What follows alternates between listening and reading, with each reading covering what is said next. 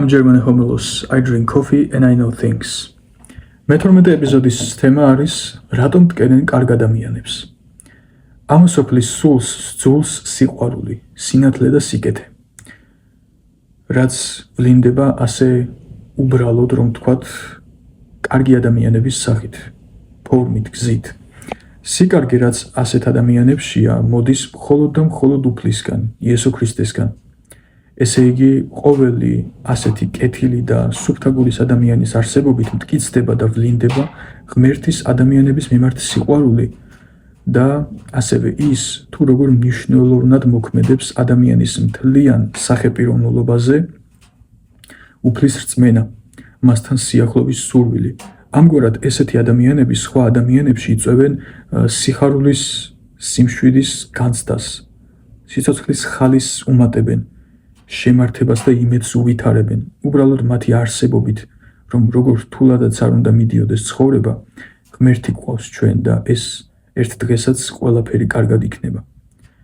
რისკენ მივყავართ ამ მსჯელობას? კარგი ადამიანები სხვებს აბედნიერებენ, შფოთვას უმცირებენ და რაც მთავარია, ქრისტეს ძიების სურვილს უჩენენ. გავიხსენოთ, ვინ არის მისი ყველაზე დიდი მოძულე. ღმერთის ყველაზე დიდი მოძულე და მტერი არის ეშმაკი. რას უსმარს? რაც შეიძლება მეტი ადამიანის აცდენა ჭეშმარიტი გზიდან, მათი გაღიზიანება, გაბოროტება, მუდმივი შფოთვა, უხალისობა, სიკვდილამდე სულიერად მოკლა მათი. უგულობა, გულგრილობის გაღვივება, მოკლედ, ეშმაკს განუზომლად სძულს ადამიანები და მათი განადგურება სურს, ჯერ ხორციელად, მერე სულიერად. ყველა ჩვენგანს ებრძვის, რომ როგორმე გააბოროტოს და რწმენა გაუქროს. და რა ხდება ამ დროს? არსებობენ ადამიანები, რომლებიც საშინელი გასაჭირების და სიავის განცდის, ბოროტების განცდის შემდეგ არ ბოროტდებიან და მეტიც, უფრო და უფრო მეტი სიკეთით ივსებიან და უფრო და უფრო კარგი ადამიანები ხდებიან, უფრო და უფრო მეტად ემსგავსებიან ქრისტეს. ეს აგიჟებს მაცდურს სუსტად. ქრისტეს მსგავსი ადამიანები სიხარულს და იმედს აჩენენ ადამიანებში.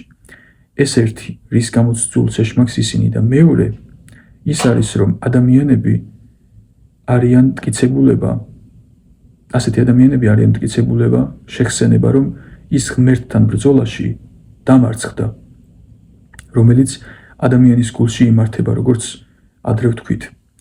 ახლა დავუკვირდეთ ბოროტ და კაცთმოძულე სატანას, რატომ უნდა მოუნდეს ბოროტი და საშინელი ადამიანების ტკენა, დაზიანება, შეშინება, მათთან ბრძოლა. რატომ უნდა მოუნდეს ეშმაკს ბოროტ ადამიანებისთვის რაიმეს ვნება, რაიმეს დაშავება? ისინი ხომ მისი საყვარელი მოსწავლეები არიან. ეამაყება ასეთი ბოროტი ადამიანების არსებობა. თავს იტყუებს, რომ ღმერთს აჯობა, გაიმარჯვა მასზე და ჩაკლა სიკეთე და სიყვარული რწმენა ამ ადამიანებში. ესე იგი, ლოგიკა რას გვეუბნება? ამ სოფლის ბოროტის სული ტკენს სწორედ კეთილ, ანუ კარგ ადამიანებს, ყველაზე ხშირად, ძლიერად და სასტიკად, რომ როგორმე იქნება ჩაკლას მათში რწმენა, სიკეთე, ქრისტიანული სინათლე, რაც შეიძლება არაქრისტიან ადამიანებშიც ვიპოვოთ, რადგან აღიარებს თუ არა ადამიანი ქრისტეს ღმერთობას, ქრისტე მაინც ჩვენი ღმერთია, ყველას ღმერთია მაინც, აღიარებს ადამიანი ამას თუ არ აღიარებს. ამიტომ ებრძვის ასე შეუჩერებლად სიკეთეს სატანა, რომ იქნებ გაუჩნდეს ადამიანს ფიქრი, კაცო, ამ ტკივილს რომ მატეხავს ეს ცხოვრება, სადღა არის ღმერთი, რატომ არ მიცავს? იქნებ საერთოდ არც არის, აი ეს ფიქრები უნდა რომ გაუჩნდეს ადამიანს, ეშმაკს უნდა რომ ადამიანს ასეთი ფიქრები გაუჩნდეს, ასეთი შავი და ბნელი ფიქრები. მაგრამ როგორც ადრე ვთქვით, თავისუფლება ლანგრით მორთმეული არაა, ასე რომ ყოფილიყო ადამი და ევამ ედემში იქნებოდნენ ახლაც.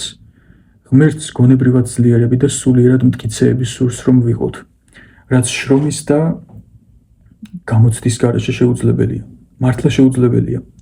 ამ კეთილმა ადამიანმა კი ეს ძალიან კარგად იცის, რომ სანამ ცოცხლები ვართ ფიზიკურ სამყაროში, ჩვენი სული გამოიცდება.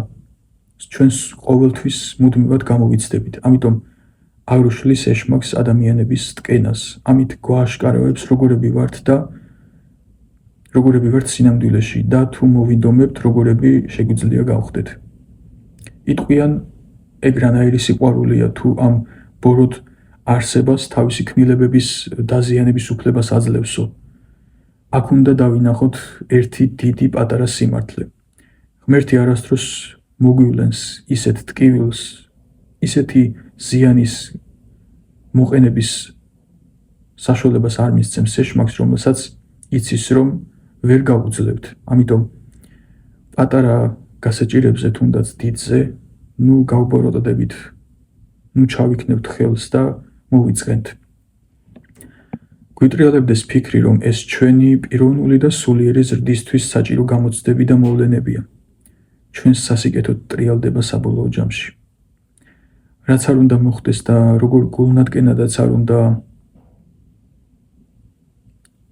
ვიგრძნოთ თავი, ყოველთვის გვახსოვდეს, რომ ღმერთს ვუყვარვართ, ქრისტეს ვუყვარვართ, ჩვენს მშობლებზე მეტად ვუყვარვართ და გამოსავალი ყოველთვის არსებობს, როცა მასთან ერთად ვართ.